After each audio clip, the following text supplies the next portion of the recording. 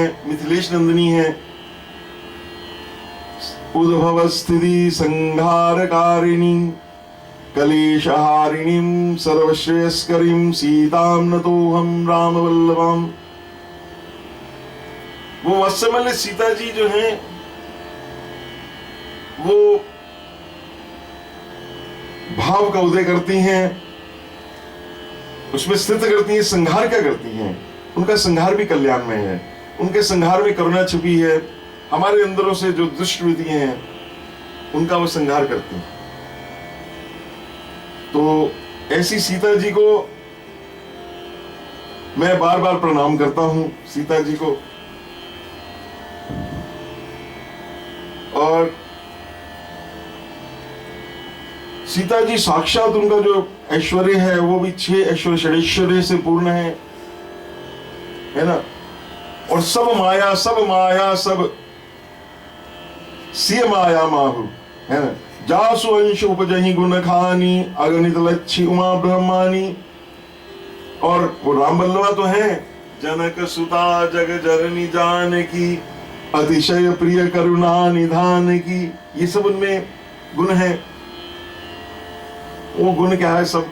वो सब कुछ वही है। और उनका जो वात्सल्य गुण है वो तो सर्वोपरि है। और उन्होंने कहा भी, भक्तों ने, कि वात्सल्यादि गुणैः पूर्णात् अक्तम सीतां प्रणतोस्मि हम। हे सीता जी, आपने अपने अत्यंत गुणों से कांत श्री राम को बांधा हुआ है और उनके गुणों से संवेद भी बंधी रहे और वात्सल्य गुणों से पूर्ण ऐसी सीता जी को मैं प्रणाम करता हूं। जब मनुष्य रूपा का प्रसंग आगे आएगा तो वहां वो सीता जी का, उनका जो पराशक्ति रूप है वो प्रकट होता है। भृगुटी विलास जासु जग होई राम वाम दिशि सीता सोई। तो ऐसी सीता जी। और सीता जी का मंत्र भी जो है बीज बिंदु युक्त श्री बीज मंत्र है उनका। तो उनकी शोभा से ही वशीभूत होकर श्री राम जी ने धनुष तोड़कर श्री जी को वल्लभा किया। वो राम वल्लभा है, इसलिए वो राम वल्लभा है। उनको देखकर भगवान भी अपना भूल गए, अपना ईशत्व भूल गए। उनकी शोभा देखकर राम जी भी उनके वश में हो गए। देखी सीय शोभा सुख पावा हृदय सराहत वचन न आवा।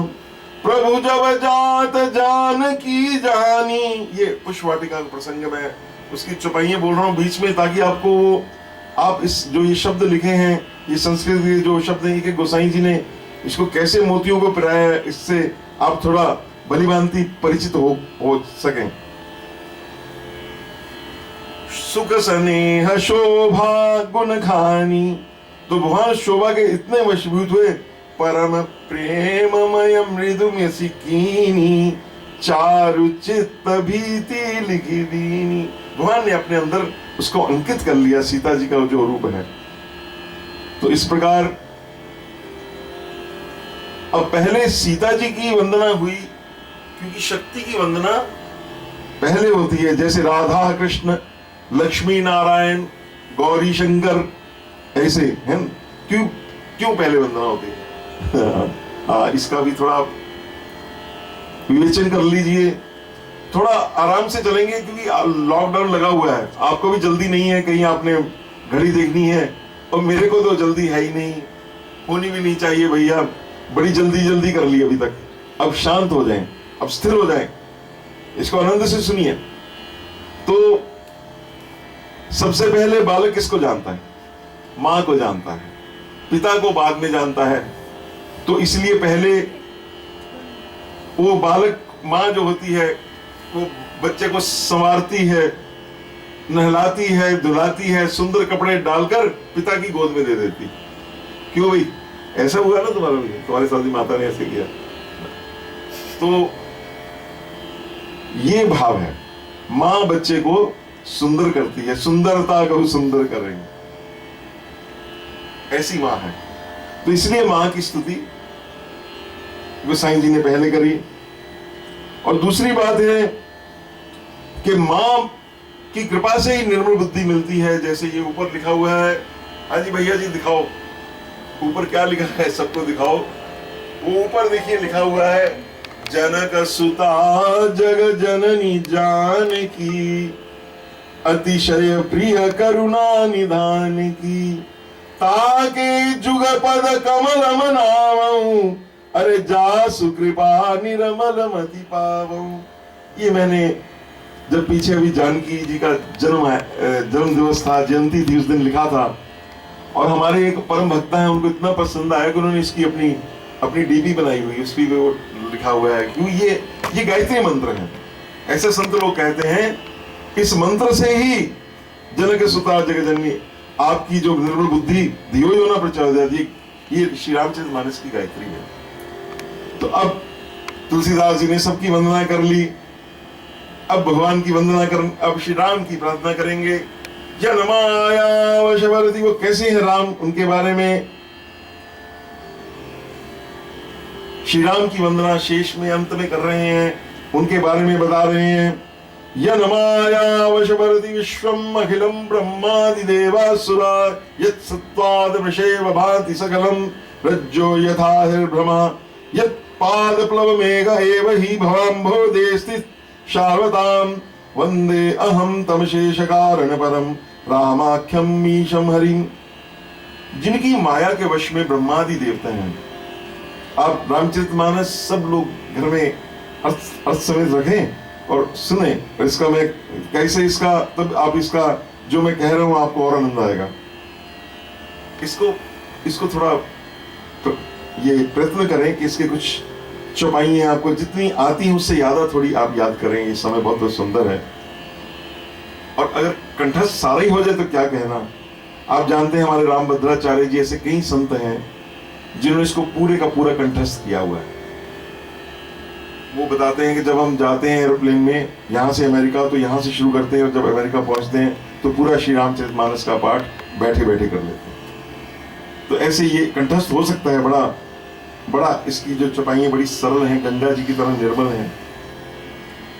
तो जिनकी माया के वश में ब्रह्मादि देवता असुरगण ये सारा जगत है, जिनकी सत्यता से संपूर्ण जगत सत्य सा जान पड़ता है, जैसे रस्सी में सांप का भ्रम हो, भवसागर तरने की इच्छा वालों के लिए जिनके चरण ही एक नाव है, उन संपूर्ण कारणों से परे, ये सब कारण हुए, वो इन कारणों से बहुत परे हैं, पर दुख हरने वाले हैं और उनका नाम राम है। मैं उनकी वंदना करता हूं। वाह, क्या सुंदर महाराज वंदना हुई है।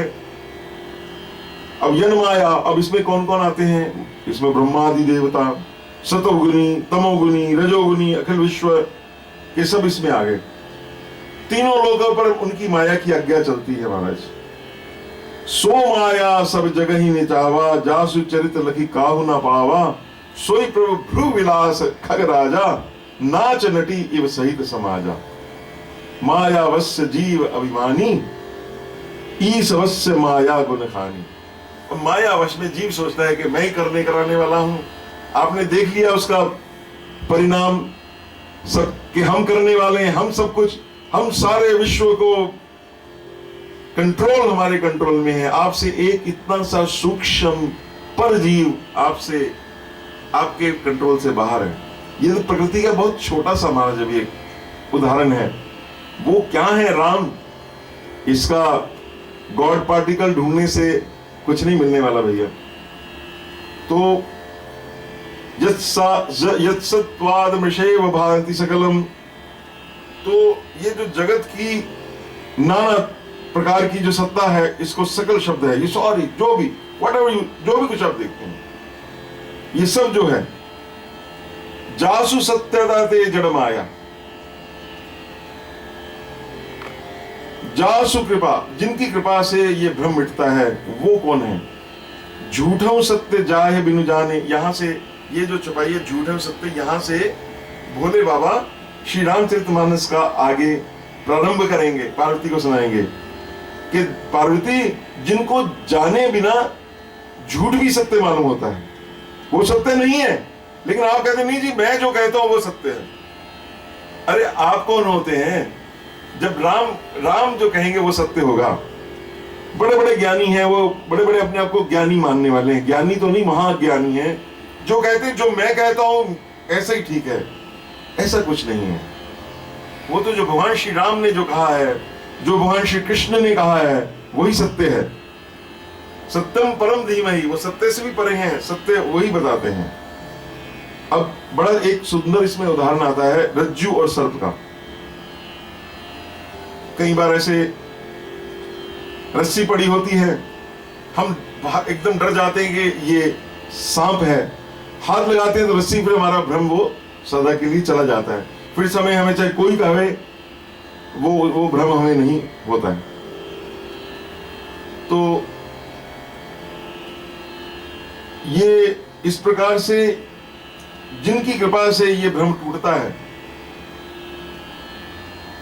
जैसे कोई कुएं में जीप पड़ा हो, उसको लोग वो चारों तरफ मेरे सर्प घूम रहा है, वो उसके प्राण निकले जा रहे हैं, पर जैसे ही उसने टच किया, वो तो रस्सी हिली नहीं, वो ऊपर चली गई, तो वो जब ऊपर गई तो वो सुखी हो गया।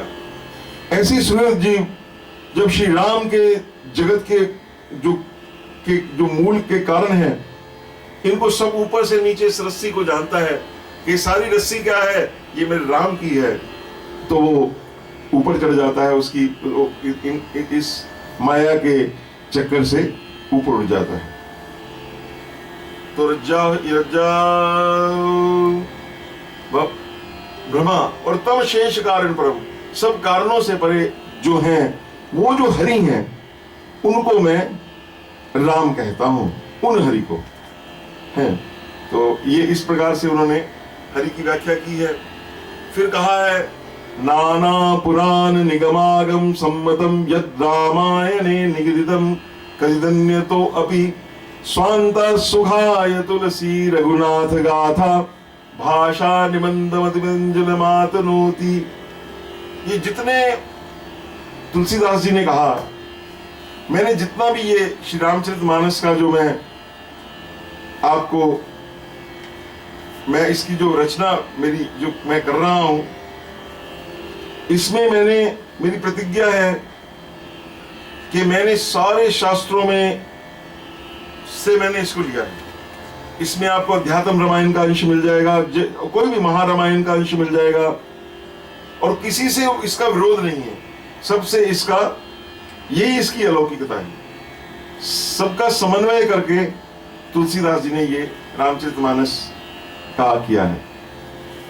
तो इस प्रकार से ये संस्कृत में ये वंदना जो है ये संपूर्ण हुई।